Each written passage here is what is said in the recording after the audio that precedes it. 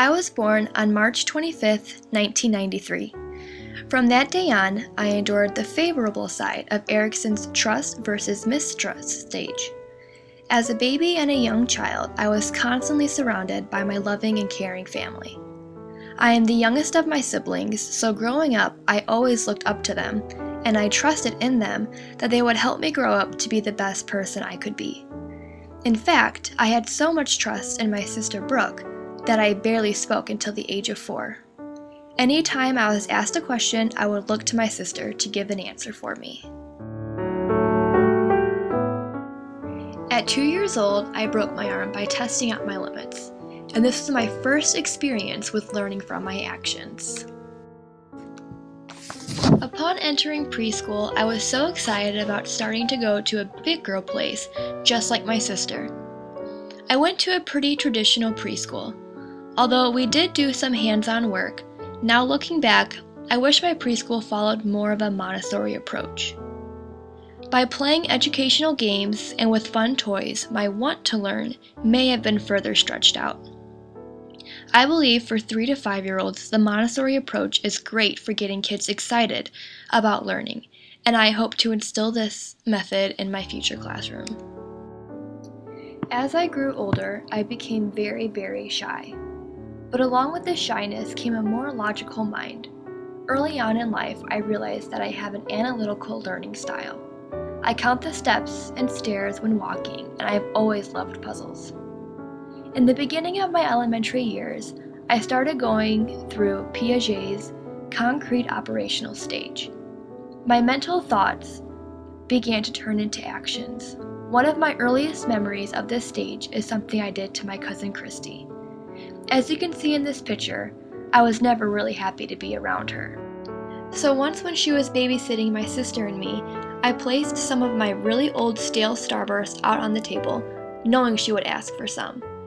When I let her have a couple, she ended up breaking a tooth, but don't worry, I really like her now.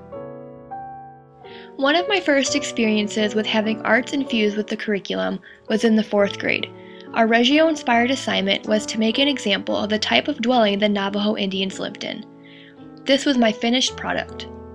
This project I have yet to forget because I learned by doing. It helps me advance up Bloom's taxonomy scale. Middle school is when I started to become a more independent person and began to vocalize myself more. Here is when I went through Kohlberg's pre-conventional stage 3. I am still in this phase. It is a part of who I am. As he describes, I realize that I am very affected by what others think, want, and say. Being an empathetic person, I care more about what is best for others than what is best for me. Through my academics, I became more aware of what my brain needs to learn. Brain rule number 10 states that vision triumphs all other senses, and I agree because I am a visual learner. Also in middle school, I started dancing, and it soon became one of the first activities I had a passion to do. This passion continued into high school, and as a junior and a senior, I was captain of my high school dance team. It was through dance team and other clubs in high school that Vygotsky's theory of social interaction benefiting my education came true. Being involved in these extracurricular activities definitely affected my academic career. I had to be more focused and proactive with my learning. One subject that pushed me to my zone of proximal development was math. I love the challenge, and this is why I am currently a math minor. My AP classes in high school demonstrated Dewey's theory that people should learn by completing meaningful projects. In my English class, we would do a lot of fun activities like skits to learn the week's vocab words. These are the types of things I remember most from high school. Here in high school, I went through the favorable side of Erickson's intimacy versus isolation stage.